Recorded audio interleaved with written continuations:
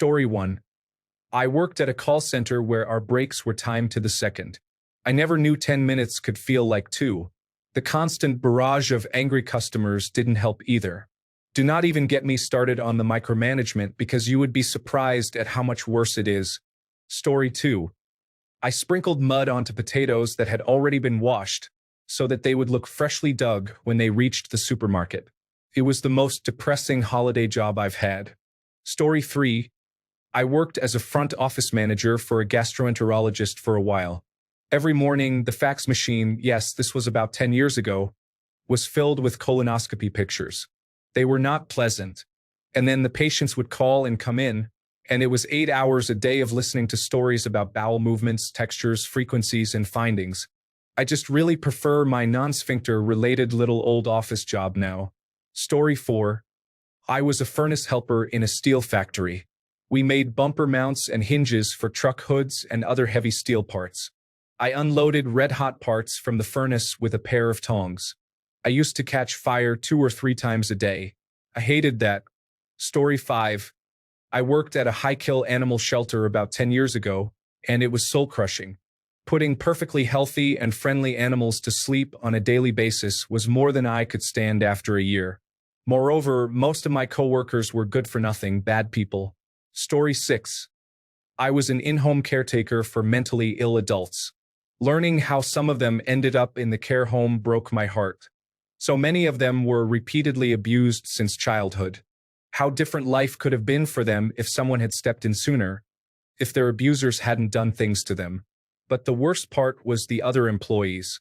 They didn't care about the patients, just lazily babysat them with no care for their happiness or well-being. The patients had no one, no visitors, no family, and now no joy. I cried going to work one day and realized I couldn't continue. Story 7. I was a soccer referee between 14 and 18 years old and officiated games for children as young as 8 all the way up to the high school level. Tournaments were awful. It was just a full day of running back and forth while people were yelling at you and hating your guts because their child's team was losing. It was the worst job ever. Story 8. Cashier at Albertsons.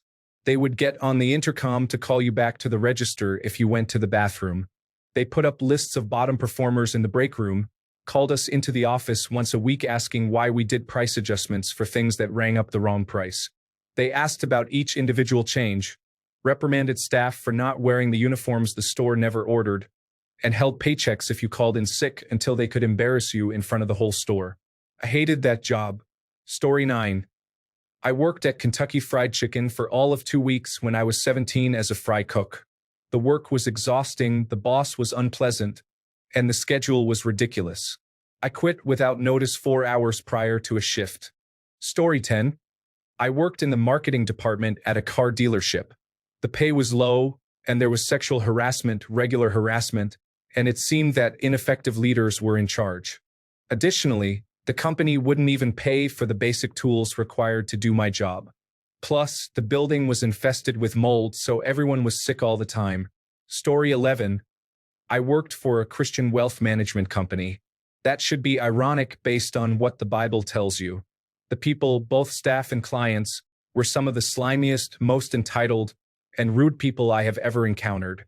The owner of the company used to almost run down the hallways, and if you couldn't keep up with him and also run, you wouldn't get his attention. That posture was so telling about the culture. It taught me a lot about how not to manage people in business, so ultimately I guess I am glad I learned something. Comparatively, you all have had some absolutely horrendous jobs, and I am calling out my privileged social location in this answer. I am sorry for what some of you have had to do to pay the bills. Story 12. Epic engineering, worst job ever.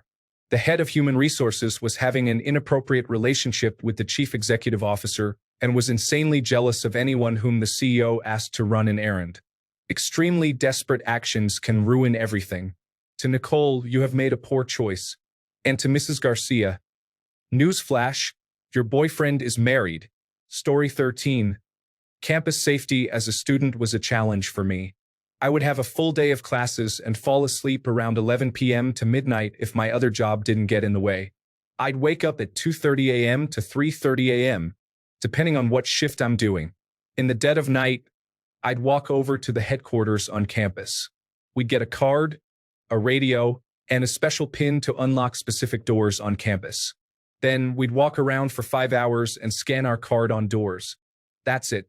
Walk to the door, scan. If it doesn't open, move on. If it does, try to close it. If it doesn't close, we have an issue. When we're done with a specific area, we report it via radio and give our locations when they ask us to. The issue with this job is that it takes such a heavy toll on you as a student. I remember walking for hours, wishing I could sleep. I was only getting paid minimum wage for this, and it was a lot of work for someone to do when they're that tired and stressed out already. Another issue is that we already had professional security guards patrolling our campus and doing the exact same thing as we were, just with better pay. We'd cross paths and check doors right after they already checked them. There wasn't really a point to what we were doing, and it was daunting to wake up at that time and really consider whether or not it was worth minimum wage to be doing what I was doing. It absolutely affected my schoolwork and my already questionable mental state. By the time I got back to my dorm, I was too tired to shower, and if I couldn't fall asleep, then I'd stay awake until I had to go to the hospital on campus, health science major, for my 3-hour lectures. I got a much better job on campus, and from that point on, I've been of the opinion of minimum wage, minimum work. People should get paid for their time, energy, and effort. If the work isn't minimal, then why should I get paid like it is? It also taught me that I shouldn't feel like I want to blow my head off when going to work. It made me reconsider my major and my future. Now I'm doing one that deeply fascinates me and keeps me engaged. I don't want to spend the rest of my life working a job I don't want to do. Story 14. My first job was at Wendy's. They made me clean the dishes every day, which I hated doing. And they kept giving me the closing shifts. Working in a fast food place until 2 a.m. was not fun. Story 15. Working at my grandfather's game store. I am a girl, so you would get the typical, "Is there someone more qualified I can ask about this?" Or magic champions hitting on you on top of people who think it's okay to get in your face and scream. The reason I called it quits and said never again was when a rather heavyset guy who refused to shower asked for my number. And when I said no, he began picking up items and throwing them at me. When other customers tried to tell him to stop, he threw his entire body at the counter, meaning to do a vaulting move you see in movies and anime. But he was so heavy he crashed through the glass right onto the D4 collections. Story 16.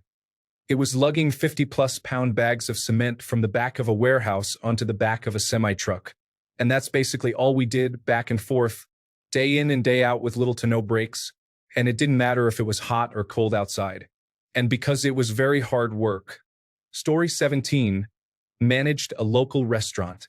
Worked 10 to 12-hour days, often with closing and leaving at 1 a.m. only to be back to open at 8 a.m., 6 days a week with an 8 a.m. meeting on my only one full day off. Story 18. Texas Roadhouse server. Your section is being slammed, but all the servers need to stop and dance like a bunch of clowns to some silly country/rodeo music.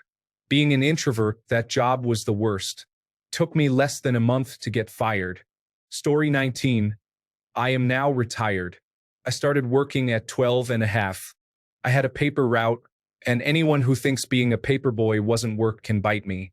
Anyhow, I only had 5 jobs in my life, counting being in the Navy. The paper route was the worst, hands down.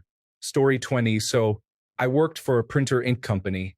We had to do cold calling, which I didn't hate as much as selling those darn inks. This is when I realized I really wasn't made for sales. I would be like, "Do you guys need ink? No? Cool, bye." Story 21. Caveat. This was the worst job I had, in that the conditions were dangerous, and it involved heavy manual labor, but it was also the best-paying job. I worked for 1 summer in a lead refinery for a student program. The building was 100 years old. There was so much lead dust in the air. We had to wear full coveralls, a helmet, a breathing mask, earmuffs, and shower after work. Also, we had to get blood tests every month to check blood lead levels. Anyway, mostly the job was fairly easy, just mundane. Wait for the crane, attach the lead sheets to the crane, wait for the crane, etc. You did have to keep your head up around the boiling vats of molten lead, though. One day, though, I was given the task of cleaning up the lead that had fallen over the edge of the vats and into the basement.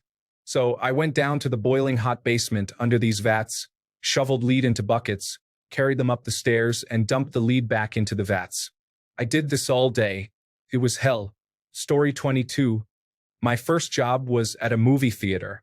I was one of the few staffers above the age of 16, so I'd always get put on bathroom clogs, puke, etc. cleaning duty. It also felt like a punishment. The managers would always tend to make you clean bathrooms more if you attempted to call out, even if you had a valid reason. Once I had to call out for 3 days straight with a doctor's note because I had a really bad flu, and they still wanted me to call in each day to check if I felt better. I was a really anxious teen still, so when they asked if I felt better, even slightly, I was forced to come in even though I was still sick by all measurements. This was pre-COVID, so they really didn't care. Anyway, an elderly person had an accident in the bathroom and was embarrassed. So they stomped tissue paper and toilet covers over it to try to cover it up. It dried and hardened onto the floor, and they made me get on my hands and knees to scrub it all off while still very ill. I was too afraid of getting yelled at or in trouble, so I waited a whole week to submit my 2 weeks, and when they asked me to stay at least until the next big movie by another 2 weeks, I complied. But also, people were the worst at the movie theater. They kind of had this policy where if people were vocal and angry enough, they would get something free. So we would just spend the whole day getting screamed at by people twice our age, getting rushed between theaters to clean up huge messes, and then going back to concessions to long lines full of people who just wanted to yell at you. Story 23. I think bad bosses are what make bad jobs. I had a boss once whose motivational style was to say things like, "If you mess this up, I'm going to be very upset." His little followers, who liked him so he protected them, called themselves Satan's little helpers, with him being likened to Satan. I was ostracized because I wouldn't go to strip clubs with them during lunch. Unkind regards to you, Warren. Story 24. When I was younger, I took a web design job for a women-centered erotica production because I wanted to support that as a feminist. I then met the rest of the crew, including other semi-famous groups at industry meetings. All of the ones in the circle of my company that were managers were men with female models or hires. While I was there, I observed men yelling at female staff for being injured and refusing to let someone go get stitches after a freak accident where a heavy fire extinguisher dropped off a wall and cut someone's arm open. Yelling at actresses for not wanting to do acts the actresses deemed dangerous, and displaying really bizarre behavior. I was exposed to all the worst sorts of men, and these were often men pretending to be women to trick other men into believing they were consuming ethical porn. So, we're talking about men going out of their way to try to make good choices about their sexuality, being lied to because they would pay more for ethical erotica. One of the most hilarious things was hearing these guys say what women liked. They were almost never right. They talk about how all women were bisexual and no woman would ever want to watch, say, two men. They talked with disgust about gay men. They mock things that lesbians actually do. Just depressing all around. I've had more dangerous, more physically dirty jobs, but that felt like it contaminated the soul. It was the only job I ever quit where I told the boss he had a personality disorder. Story 25. In 1970, I worked part-time during high school, earning $1.25 per hour at a vegetable wholesaler. My typical task involved unloading and sorting 100-pound burlap sacks of potatoes from train cars. I would then grade and sort them into 5- and 10-pound bags for retail sales. At that time, I weighed only about 128 pounds, so I had to bear hug the bags to move them. The burlap would quickly rub off much of the skin from my arms. I was wiry and had a much stronger back then, but it was still an awful job. Story 26. Working the third shift at Walmart while attending college full-time was quite the challenge. I often wonder what I was thinking trying to manage that. There was a time when one of the higher-ranking managers approached me, boasting about how he managed to do this all 4 years of college while playing football. 24 years later, Ross, I can say that I'm not impressed. It's great that you were able to accomplish that, but not everyone can.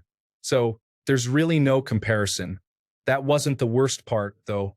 After I left Walmart, I struggled immensely to find any work at all. It's not a joke. It was genuinely difficult. Securing a job felt like searching for a gold nugget. Looking back, I wish I had sought out security work. Story 27.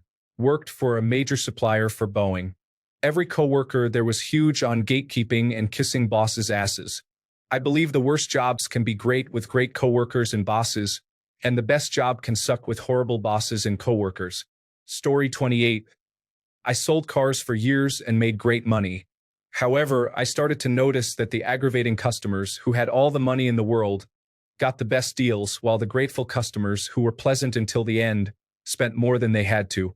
I couldn't take it anymore. Story 29. I worked in an abattoir for 10 years and once had to collect cow feces samples, straight from the gut of dead cows for weeks to analyze their diet. If I did it straight away in the morning, I swear I could smell it all day, even if I changed clothes. A bit of a terrible job, pun intended.